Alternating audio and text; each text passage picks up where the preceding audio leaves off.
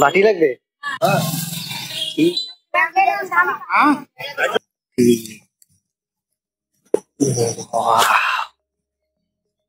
বিশাল, বিশ্বাস করেন যুবরাজ এক পাশ থেকে হাঁটা শুরু করে, হাঁটতে হাঁটতে যখনই এই দিঘির ভিতরে যাওয়া শুরু করে, দিঘির ভিতর দিয়ে পানি ওঠা শুরু করে এবং এক সময় যুবরাজ তাও দেখি যায় অনুমতি পাই কিনা। চলেন যাওয়া যাক। তো ভিউয়ার্স, ঘটনা হয়েছে আমি লেট করে এসেছি, যার কারণে আজকে আর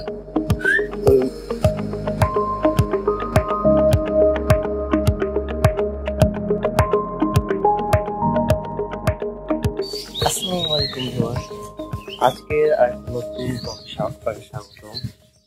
গতকালকে আমরা চেষ্টা করছিলাম যে সৈয়দপুর যে রেলওয়ে ওয়ার্কশপ ওটার ভিতরে ঢোকা, কিন্তু আনফরচুনেটলি আমরা যা দেখি ওটা বন্ধ। তো আমরা এখন আসছি হচ্ছে চিনি মসজিদে। চিনি মসজিদ হচ্ছে আপনার যে ওয়ার্কশপ ঠিক অপোজিটে, কিন্তু আমরা একটু ঘুরে আসলাম। আমরা তো আজকে একটু এই চিনি মসজিদটা ঘুরে ঘুরে দেখবো। তো চলুন শুরু করা যাক। এই হইতেছে চিনি মসজিদের শুরু। আমরা একটু ব্যাকে যাই, গাড়ি আসতেছে, ওই গাড়ি আসতেছে।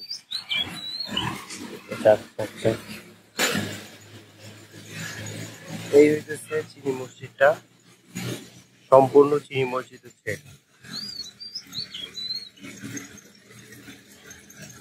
এটা হচ্ছে চিনি মসজিদের মূল ফটক বা মূল গেট বলা যায়। এরপর যদি আপনি যান, এটা হচ্ছে চিনি মসজিদ।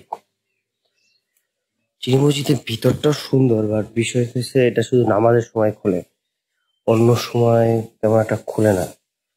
এই কারণে এখন আর ওগুলোর ভিতরে আমরা ঢুকতে পারবো না।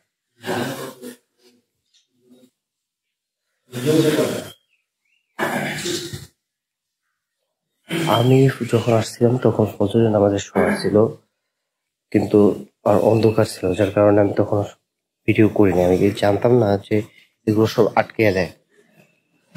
এটা হচ্ছে চিনি মসজিদের দুই গালা।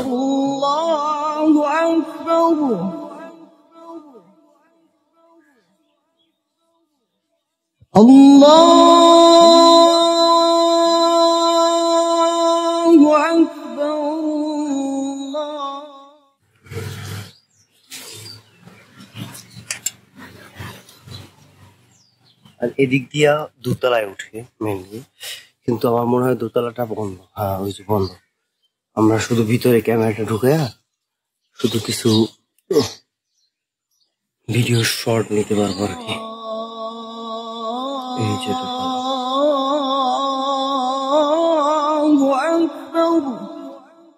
এমনি সুন্দর জায়গাটা।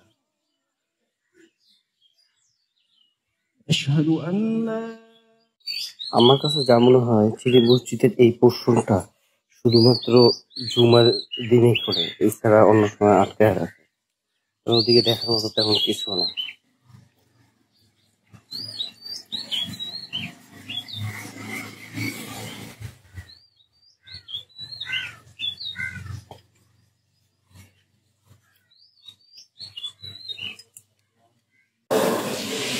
তো এটার ইতিহাস পড়তে গিয়ে যেটা জানলাম সেটা হচ্ছে 1822-23 সালের দিকে দুইজন লোক এদিকে আসার পর তারা বাস দিয়া এখানে একটা মসজিদ বানিয়েছে। তারপরে 1920-এর দিকে, 1920 প্রায় এখন থেকে 100 বছর আগে, এলাকাবাসী এটার একটা অংশ কমপ্লিট করছে। আমার যতদূর মনে হয় এটার এই অংশটা সেই সময় কমপ্লিট করছে, এই যে এর অংশটা। কারণ এইখানটা দেখতে একটু বেশি পুরাতন, 1920-এর দিকে।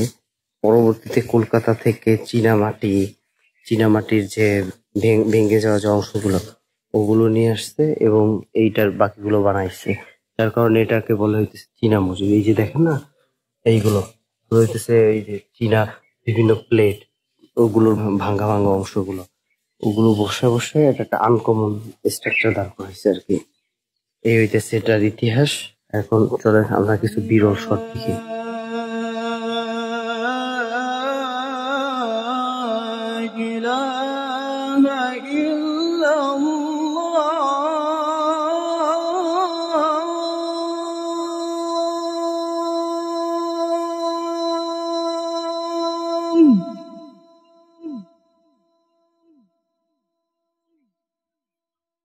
أشهد أن لا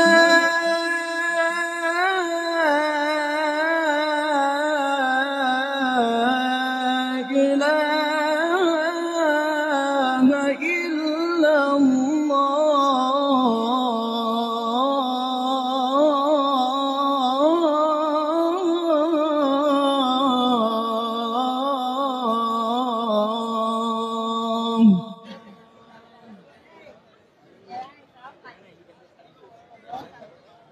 أشهد أن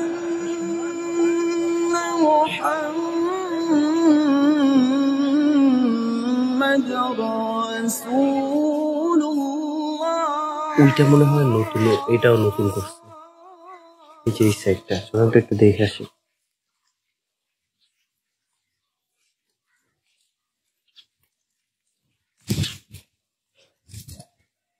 এই সাইডটা কি বন্ধ? এই সাইডটা তো নতুন না একেবারে, এটা বিভিন্ন মাজার।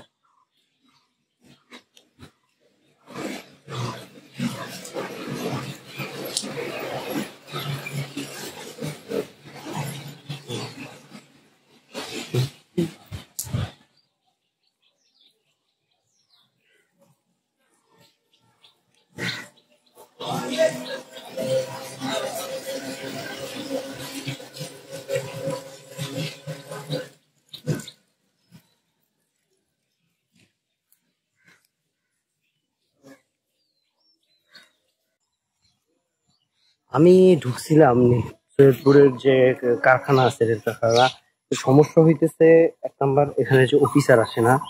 অফিসার 9টা বাজে মানে আসার কথা, কিন্তু এখন প্রায় অনেকক্ষণ হয়ে গেছে, এখন আসে না। তো আমি ভাবলাম যে এটা ভিতরে দেখার মতো আমার কাছে তেমন কিছু লাগে নাই, কারণ এখানে একজন আঙ্কেল আমার নিয়ে গেছে, কিন্তু ওই আঙ্কেল বসে যে ভিতরে কোনো ভিডিও করতে পারবা না, শুধু দেখবা প্লাস চলে আসবে। হ্যাঁ, তো এটাই করছি, ভিতরে ঢুকছি, খালি দেখছি, চলে আসছি। যদি হয়তোবা ওই অফিসারের কাছ থেকে অনুমতিটা পাইতাম তাহলে হয়তোবা কিছু রেকর্ড করতে পারতাম, কিন্তু যেহেতু অনুমতিটা পাই না এই কারণে আর ভিতরে কোনো রেকর্ড করতে পারি না। এখন কি আর করবো, এখন আমরা নীলফামারী চাইতেছি, তাহলে চলেন যাওয়া যাক।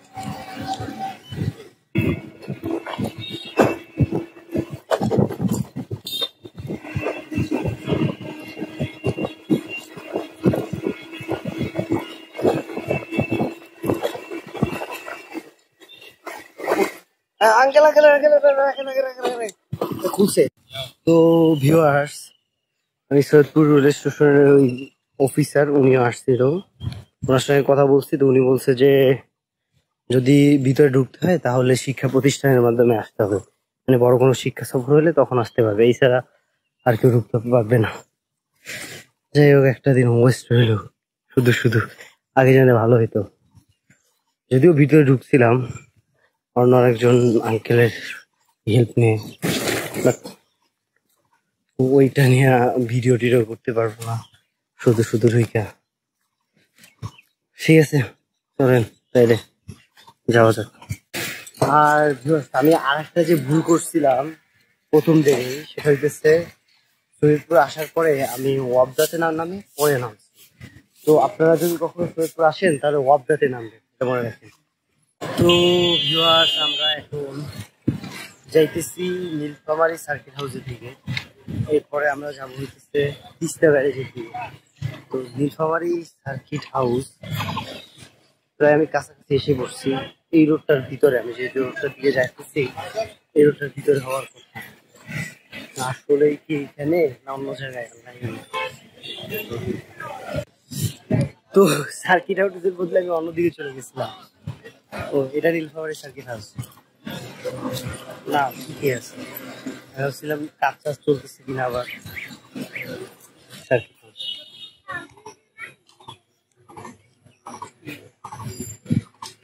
চলেন কয়েকটা ছবি তুলি, পরে এগুলো আপনারা দেখবেন। তো ভিউয়ার্স, এখন আমরা নীলফামারী থেকে যাচ্ছি ডুমারের দিকে, কারণ ডুমার দিয়ে আমরা যাবো তিস্তা ব্যারেজে। আমি জানি না অনলাইনে যাই, এইখান থেকে ভাড়া বলতেছে 40 টাকা। আমি একটু চেষ্টা করবো যে দেওয়া যায় কিনা স্টুডেন্ট ভাড়া দেওয়া যায়, তো টাকা 500 আরো বেশি টাকা দিতে পারবো। এখন আমরা যাইতেছি নীলফামারী যে শহরের ভিতরে বলে হইতেছে বড় বাজার। শুনতে পাচ্ছিলাম নীলফামারী শহর অনেকখানি ছোট, মাশাআল্লাহ ভালোই।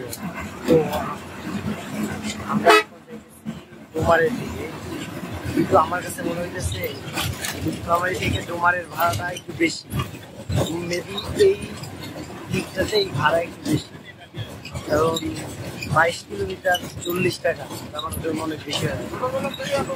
ডুমার থেকে আবার প্রায় 30 কিলোমিটার। আল্লাহ ওদিকে আবার কেমন ভাড়া,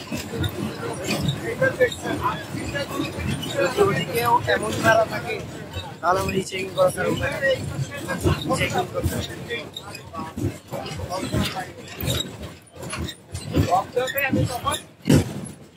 আমরা যে রোড দিয়ে যাচ্ছি এই রোডটা মোটামুটি অনেক বেশি খারাপ, সম্ভবত এই কারণেই একটু ভাড়া বেশি নেয় না। পুরো রোডে গাড়ি এদিকে লাফাইতে আসে, মাঝে মাঝে একটু সময় রাস্তা ভালো হয় আবার ছেড়ে উঠে।